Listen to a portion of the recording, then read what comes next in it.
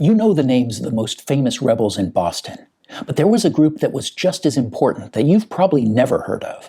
They didn't give speeches or write pamphlets, but instead these rebels were known for spinning yarn. When you think of Boston revolutionaries, you might imagine men with powdered wigs and tri-cornered hats, and there were plenty of those. But there were also working-class people who fought the British occupation with even more grit and determination. Along with sailors, whom we'll discuss in a future episode, the fiercest of these rebels worked at the rope walks. There were 14 of these massive wooden sheds in town, creating ropes for the nautical industry, and the buildings themselves could be as long as the ropes, up to 1,000 feet in length. Inside, the rope makers took a yarn made of hemp and wrapped it around their waists. As they walked down the sheds, they uncoiled the yarn and used willow wands to straighten the fibers. At the end of the line, they doused the ropes in hot tar to make them waterproof and seaworthy.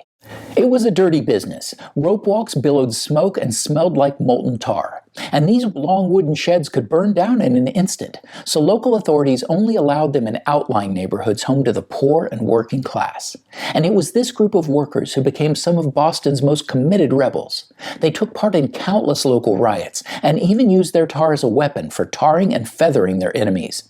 And when they walked around town, they carried their willow wands with them, as a symbol of defiance, as well as a handy tool in a street fight. The rope walk workers were particularly hostile to occupying British soldiers, because those soldiers on their time off competed with them for work. And since they'd often take less money for doing the same job, this made the soldiers not just a political threat, but also an economic one.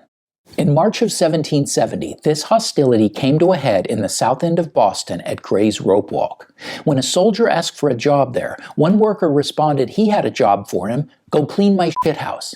A scuffle soon broke out, with more and more workers joining the fray. The next day, violence also erupted at the neighboring McNeil's Rope Walk. Fueled by this hatred, just weeks later, the massacre took place near the Customs House in the center of town. And among the 5 dead were Crispus Attucks and Samuel Gray, both of whom had spent time working at the rope walks. To learn more about revolutionaries both famous and obscure, check out my book, Boston 1776, A Rogue Tour of Revolution City, or subscribe to this channel and visit my website, for Boston holds many stories of the Revolution, and they prove there was no other place like it, then or now.